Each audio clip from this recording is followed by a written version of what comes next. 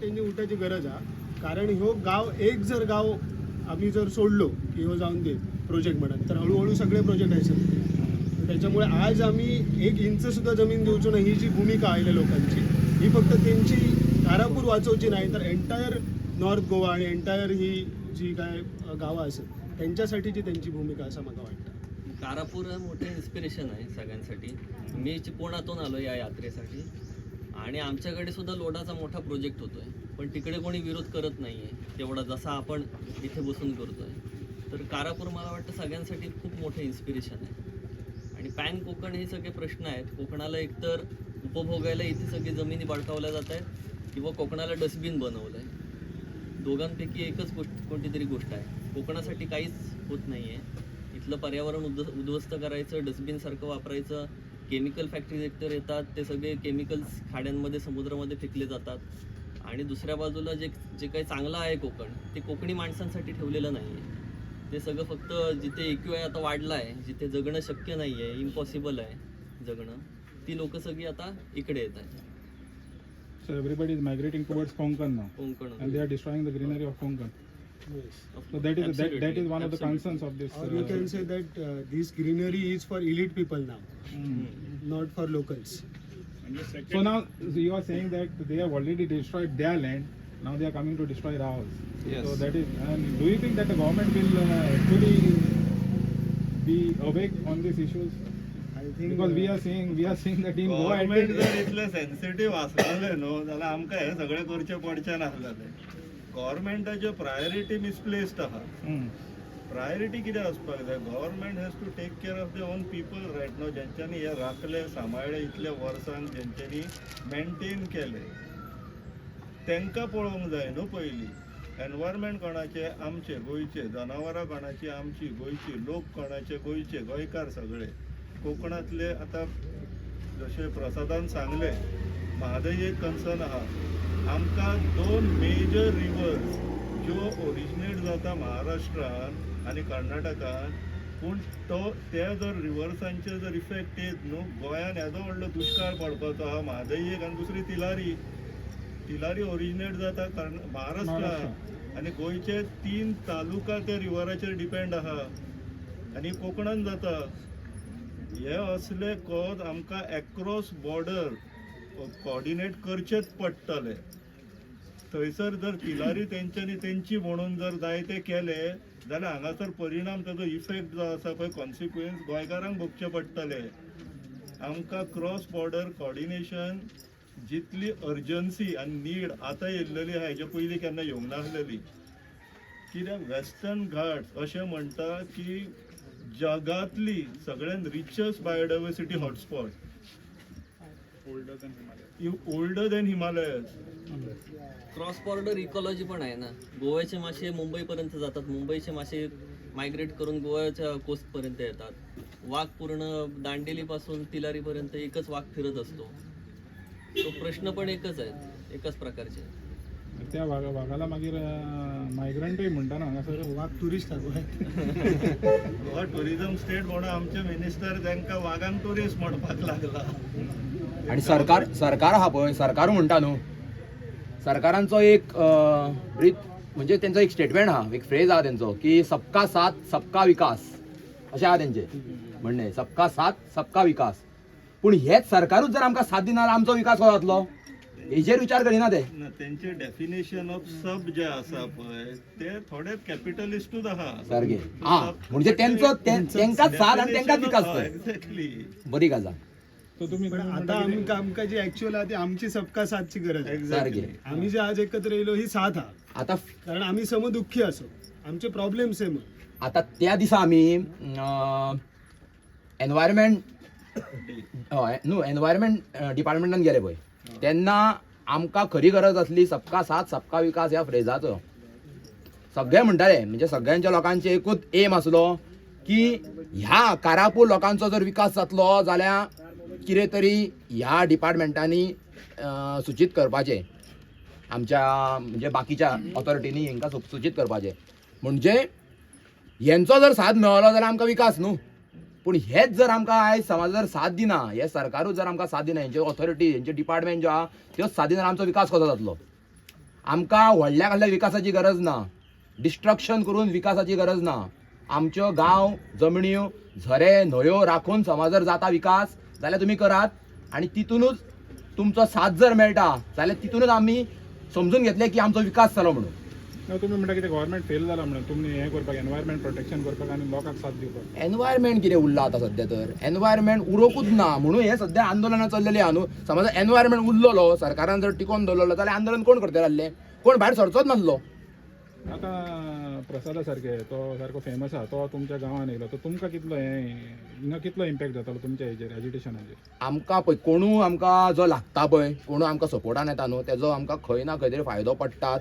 आनी तेज्या खातीर जी ओपोजीट जी पार्टी आहा पळय तेंची मातशी ना खंय तरी फुट्टात तेंची, हे आमकां दिसून येता. प्रत्येक आमचो जो प्रोटेस्ट जसो तीव्र जाता आमकां कोणू येता, कोणू यो, ओपोजिशन पार्टी यो, लिडर्स यो, एक्टिविस्ट यो, भायल्या गांवांचे यो. फाटीं आमकां ऑस्ट्रेलियन्सूय सुद्दां एकटो रिपोर्टर येयल्ले, तुमच्या सारके रिपोर्टर एक ऑस्ट्रेलियन्सून सुद्दां येयल्ले, आमची बायट कवर केली तेंच्यांनी. म्हणजे ऑस्ट्रेलियन सुद्दां आमच्या गजाली पावल्या, वर्ल्ड वायड पावलेले आहा. तेज्या खातीर ओपोजीट जी पार्टी आहा तेंचो जितको प्रचार जावंक जाय, म्हणजे बाबा आमचे इतके प्लॉट सेल जावंक जाय तितको तेंचो जायना, पूण आमच्या प्रोटेस्टाचो तेंच्या विरुद्ध जाता पळय तो चड जाता, म्हणून तेंची फुटलेली आहा सध्या. पण मॅन्युअल तो ह्या जर सगळ्यो गोष्टी न्हू फायदो आनी लुकसाणाच्या दृश्टिकोनान पळोवंक लागले न्हू जाल्यार हेंच्या मदीं आनी आमच्या मदीं फरक उरचो. तेंचो फायदो आहा तो पयशांचो, आर्थिक फायदो. तुमचो फायदो कितें आहा? तुमचो फायदो आहा तसो- भारताचो फायदो. मागीर तेच म्हणटा हांव पयशांच्या बाबतींत कांय उलयना, ते फायदो तेंचो पयशांचो. हिंगा फायदो कितें जाता, एज्युटेशनाक जितलें बळ मेवता, जेन्ना पळय रान माणूस सारके ते येयले तो बळ मेवता न्हू. This is a battle of existence. हांगासर न्हू it is not a privilege anymore की आमी सोशल एक्टिविजम करतले, टायम मेळ्ळ्यार करतले, आपली हॉबी आहा जाल्यार करतले, झाडां लायतले, तो चॉयस करूंक ना आतां. Is a battle of existence नाव. हे जर करिना न्हू जाल्यार आमचो अस्तित्व धोक्यान आसा. सो तेच तेकाच लागून म्हणटा न्हू रान माणूस सारके हांगासर येवप, ते तितलेच तुका स्ट्रेंथ दिता न्हू, तितलो प्रेशर गव्हर्मेंटाचेर घालता न्हू, तें म्हणटा तुका. It is advantage for both actually, because we also want to connect such people. आणि आज आमच्याकडे जे इश्यूज असत ते गोव्याचेच इश्यूज असत. म्हटल्यार आज आम्ही जर एक इश्यू आमचो आज दोडामार्गचो रेज करतो, तर त्याच्याबरोबर जेव्हा आम्ही कारापूरचो इश्यू रेज करतो तेव्हा सुद्धा तो पॅन इंडिया इश्यू जाता. सोनम वांगचूक लडाख बद्दल बोलता तेव्हा तो इश्यू खंय पोचता. आणि आम्ही तर हिमालयापेक्षा ओल्डर म्हणतो आम्ही सह्याद्री, आणि कोकण किती जणांका माहिती आहे किंवा गोव्याचे इश्यू किती जणांका माहिती आहे. गोवा फक्त टुरिझम इतक्याच माहिती आहे. सो गोव्याचे इश्यू पण पोचणं गरजेचं आहे, आणि ते इश्यू कोण भायले लोक येऊन पोचवचे नाही, ते आपल्या भायल्या लोकांकाच ते स्प्रेड करूचे लागते. स्टील तुम्ही आत्ता आम्ही हे इश्यू करतो, पण स्टील गोवा टुरिझमचे बोर्ड लागलेले जात नाही.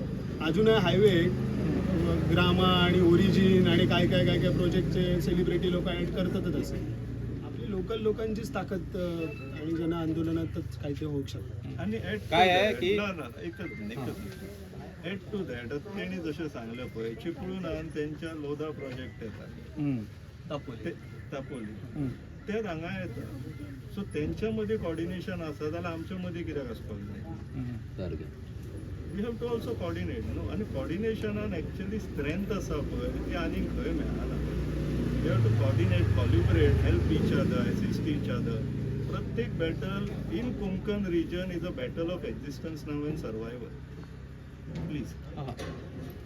काय आहे की तुम्ही जर ना सगळे एकटे लढतायत तर राजकारण्यांना काय वाटतं की तुम्ही छोटेच आहात, त्यांना काय फरक पडत नाही, त्यांना असं हे नाही. त्यामुळे आपण जेवढे आंदोलनं चालू आहेत किंवा कोकणचे सगळे चाललेले आहेत त्याचा जेव्हा सगळ्यांवरती एकत्र जेव्हा प्रेशर येईल तेव्हा ह्या राजकारण्यांच्या डोळ्यात त्यांना अंजन येईल किंवा त्यांना वाटेल की बाबा हा काहीतरी ना हा मोठा हे आहे. नाहीतर आपण प्रत्येकजण वेगळा राहतो, आपल्या बाजूचा शेजारचा आहे ना गाववाल्याला वाटतं की नाही ना तो त्यांचा प्रॉब्लेम असा, तर ते काय येत नाही तिकडे. तुम्ही जेवढे सगळे लोक एकत्र असा, हा प्रॉब्लेम काय एकट्याचा नाही आहे, सगळ्यांचा आहे. तर तो सगळेजण एकत्र जेव्हा येतील तरच तो प्रॉब्लेम आहे ना त्यांच्यापर्यंत जाईल. नाही तर त्यांना कसं आहे, त्यांना निवडून येताला ते त्यांना काय फरक पडतो, हा चला एक गावच्या मामाला नाही मतं मिळालं फरक पडत नाही. तुम्हाला त्यांना घाबरावं लागेल की तुम्ही निवडून येणार नाही आहे. जोपर्यंत तुम्ही तो फिअर देत नाही की तुम्ही निवडून येऊ शकत नाहीत किंवा पडणार तुम्ही, ठीक आहे लोकांना, तेव्हापर्यंत काय होणार नाही. त्यामुळे तुम्हाला खूप सगळ्या लोकांना एकत्र यावं लागणार आहे. अख्खा कोकणमध्ये हाच हे आहे. जसं जसं तुम्ही कोकणच्या सगळ्या लोकांना हे करणार, एकत्र करणार, तरच तुम्हाला ह्यामध्ये सक्सेस मिळणार आहे. सर जसं म्हणाले की इट इज इनएव्हिटेबल, आता लढावंच लागेल. तर इथे सगळे आम्ही जमलोय ते काही सुखाने किंवा आनंदाने मजा करायला म्हणून अजिबात नाही. म्हणजे प्रत्येक जण इथे ॲक्च्युली कोकणी रानमाणूसचा भात शेतीचा सीझन आहे, ते सोडून तो इकडे आला आहे. इथे हा बाळूदादा आमचे शेतकरी आहेत, 100% शेतकरी. शेतीची कामं सोडून पीक सीझन आहे ना शेतीचा, तो सोडून इथे आला आहे. मी माझी कामं सोडून आलोय, हळद वगैरे लावायची होती. सो आपण सगळ्यांनी आता एकत्र येणं इनएव्हिटेबल आहे, दुसरा आता चॉईस नाही आहे. There is no choice to this. आणि मुद्दा असा आहे की जे वाईट लोक आहेत, म्हणजे बघा लोधा कंपनी मूळची मुंबईची, ती गोव्याच्या राजकारण्यांबरोबर येऊन इकडे प्लॉट विकत घेतली. जर वाईट लोक एकत्र जमत असतील तर चांगल्या लोकांनी एकत्र का होऊन, हाच मुद्दा आहे ना. कोकणातलं जर दिल्लीकार, मुंबईतले आणि गोव्यातले लोक लॉबीवाले एकत्र येऊ शकतात, तर कोकणातले वेगळ्या भागातले लोक एकत्र का नाही येऊ शकतात. आणि दुसरा मुद्दा, आता तुम्ही बघा गरमी केवढी आहे. जून संपत आहे, यायला लागला, अजून पावसाचा पत्ता नाही. अल निनो दुष्काळाचा सीझन येईल अशी वॉर्निंग आहे. इथून पुढे या गोष्टी आणखी भयानक होत जाणार. सरकार तुम्हाला सांगत नाही आहे किती भयानक परिस्थिती सध्याच्या क्लायमेटची आहे.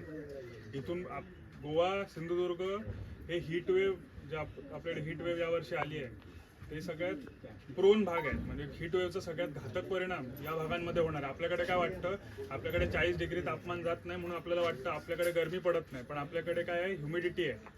ह्युमिडिटी आणि हीटचा फार भयंकर परिणाम लोकांवर होऊ शकतो, त्यांच्या आरोग्यावर. असं असताना जे आपल्याकडे एक्झिस्टिंग ग्रीन कव्हर आहे ते तोडणं